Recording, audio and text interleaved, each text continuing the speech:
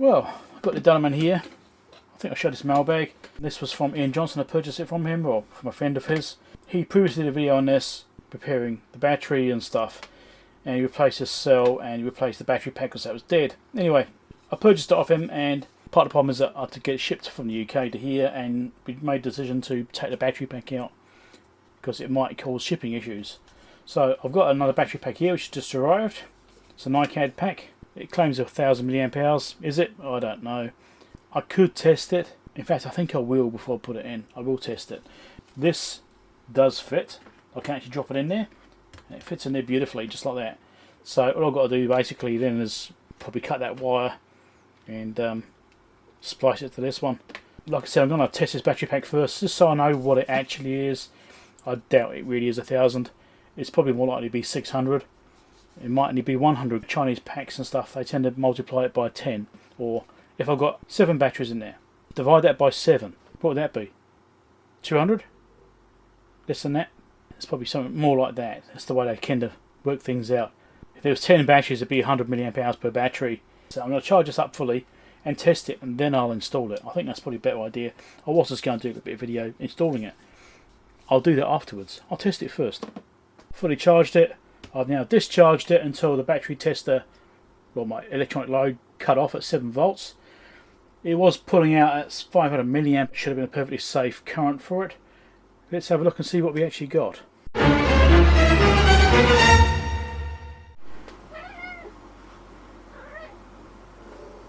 Someone says we did it wrong.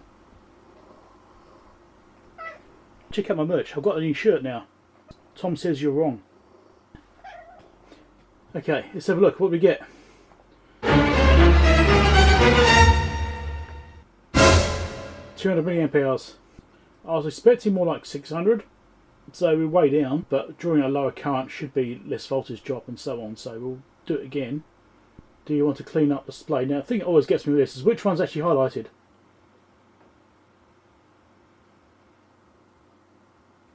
Which one's actually highlighted in this? Because it just wraps around, right? So is it cancel with the blue one? I think it might be. Let's try that. It will drain like 200 milliamps, and we'll see what it goes to in.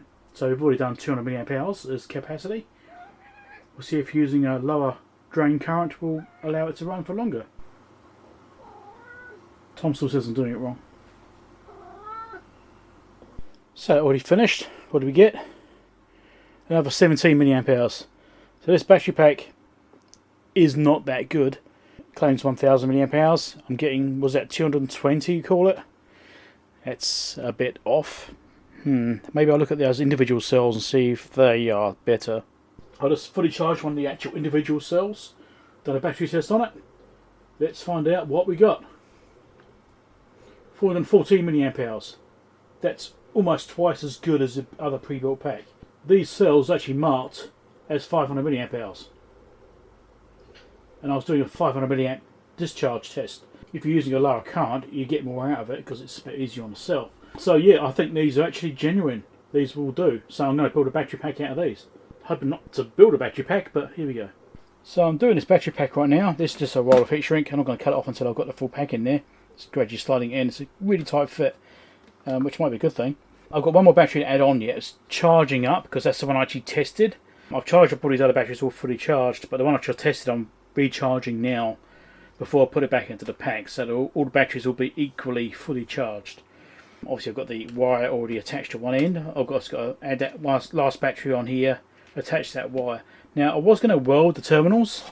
My welder was flat, like really flat. You can actually hear it beeping, barely. You could barely hear a beep when you try and turn it on, and there's nothing on display. You might just sort of see a really faint, like maybe the backlight brightness was just perceivably changing, but that was it. And you had the green light flashing. It's dead flat, and my power bank over here was only doing like pulses of 100 milliamps or something like that. So I basically held it on, and then we've got it. So I did actually do a reset on it as well. But what I noticed is when I actually had it so it was beeping when I was pushing buttons, you barely even hear the beeps on that. It's really quiet. I noticed that I could then start to see the screen. So I think what happens is the battery is so flat on this thing, it can't actually drive the screen, so it looks like it's dead. The only thing which was apparent life was this green light flashing from charging. And now it's been on for a while. It's actually doing fine. So now it's charging at like 1.7 amps or something. You know, so it's charging up properly now. But yeah, initially it looked like it was dead because of the charging routines. Anyway, so I'm charging that back up again. But I was going to use this for doing a battery pack, but then I decided that because it's already got these tabs built into the batteries, I didn't really need to use a welder. All I've been doing is soldering the tabs together, and then, you know, that should be fine. Not worried about that at all. One thing I've got to watch out for is that Ian said when he went to try and build a battery pack himself for this unit, was that it was a tight fit. Well, yeah. So what I'm thinking I'm going to have to do, because my heat shrink here is really a bit thick. It's much thinner than what you get in these sorts of things, you know, where they're really, you know, thin stuff. That fits nicely. It seems to fit perfectly. Obviously, the battery pack is not very good. It's only 200 milliamp hours, whereas these are doing over 400. So twice the capacity. That's what's going in. So the only thing I might need to do is actually come in here and maybe change this foam. If it's sitting too proud, I might need to take that foam out and replace it with something thinner. I do have stuff around which I can use. That might be an option. I mean, it's a shame to take away the original stuff, but if this is a bit fat to fit in there, then that's what's going to happen.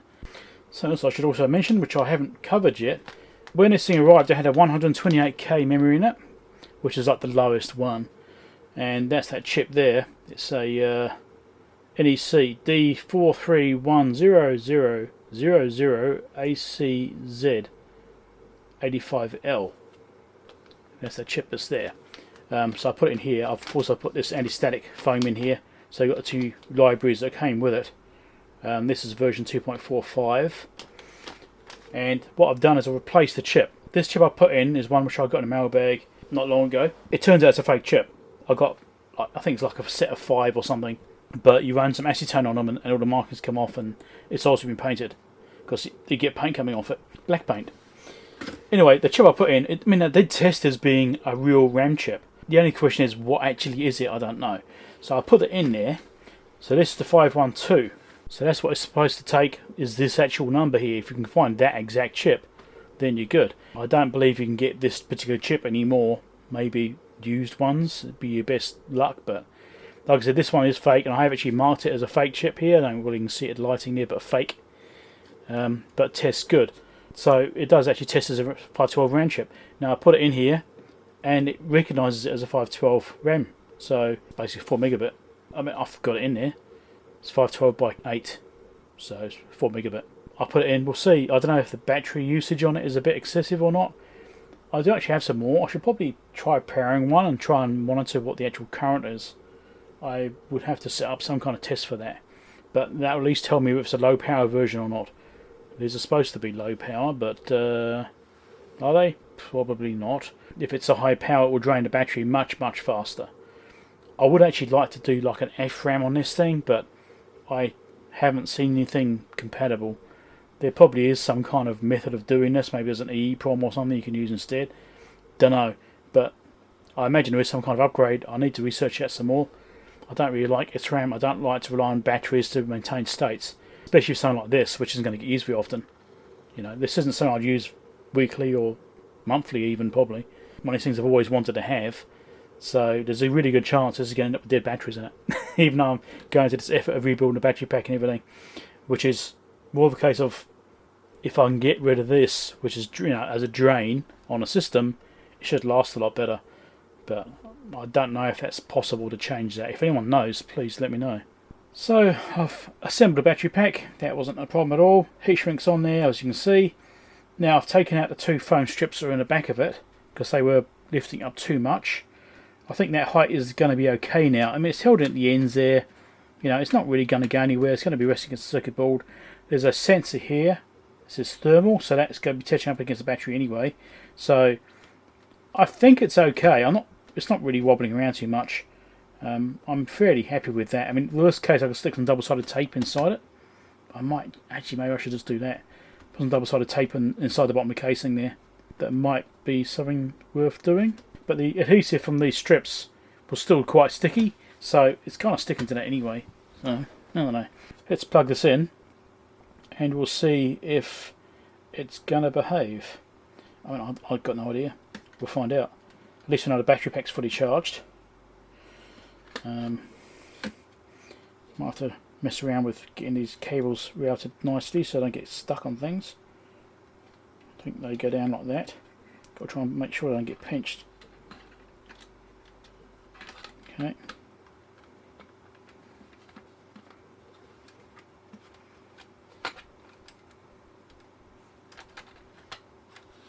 Fiddly little bit with this. Not quite sure exactly where the cable's supposed to run this thing. Okay, that is going together. Right, I think that's good. Right, shall we try turning it on before I put screws in it? Turns on, here we go. 512K, brilliant. Mess with the brightness. It's a very slippery knob this. And it's basically all the way up. It's fully clockwise. Not sure if that contrast control is actually right or not, because it seems to be, well, not ideal. You know, it seems to be like you move it a little bit and you got nothing. So I don't think that's actually right. I think it is in the right place. Yeah, it's fully round. So what pot's in here? Is it the wrong pot or something? This seems wrong. Where is that thing? 10K pot. Not quite sure how it's set up. Yeah, this seems wrong that contrast is able to be shut down that much. And try and get the wires back in again. Yeah, pinch them in stupid places. That's it. That's gone. Okay. Right, so it's working. No library loaded. Well, one thing I think I needed to do still was to actually repair the screw posts. The screws didn't seem to hold very well. Like one of them was basically fell out when I took the thing out of the box. So I think they need a bit of reinforcing as well. Let's turn this back off for now. So we at least know the battery pack's working, so brilliant. That's that part dealt with. But yeah, still got a few little things to do on it. So what I'm going to do is put some of this adhesive in there. It's quite a soft adhesive. I'm going to basically put some inside the posts, and that'll just build it up a little bit and give it something to grip onto. So when I do put the screws in it, it's got something to grip on, and hopefully it'll create an extra layer of adhesion. I'm obviously not going to glue the screws in. I'm going to fill the holes first, and then I'll put the screws in later. So I've just got to put some in there. But because it's got a nice little shaft on it, I can get down the bottom of the hole quite well. Alright. And because it's soft, it should just move out the way as required. What I'm really trying to do is create an extra bit of grip, building up basically what's been lost. Just building up the walls a little bit with this stuff. I mean, the other way, it's actually literally fill it with plastic, melt a piece into it, and then drill it back out again. That's another method of doing it. But this should do. I've done this before on other things and it's worked perfectly fine. It just creates enough there for the screws to hold on to it. And sometimes that's all it takes. Just a little bit of friction and that's fine. I don't have to hold on hard, I just need to not fall out. This glue, I got this for doing speaker repair. Like the actual surrounds on cones. I've done some videos about that. Repairing some, God, what brand were they? I've forgotten now. You know, I've repaired some speakers because all the cones were ripped on all the surrounds have perished. I replaced all the surrounds with brand new ones, and this is the glue I used on it. The same tube, and it's still going. I've been using this for a year now, probably. But yeah, I did a speaker repair, and that's what I got it for, and it's been really useful for all these other jobs. I bought loads of it, so I'll just use it for everything these days. Right, I'll let that glue go off, and then I can reassemble it properly with the screws and everything. So because of this contrast adjustment being what it is, I've set it so I can only move a little bit.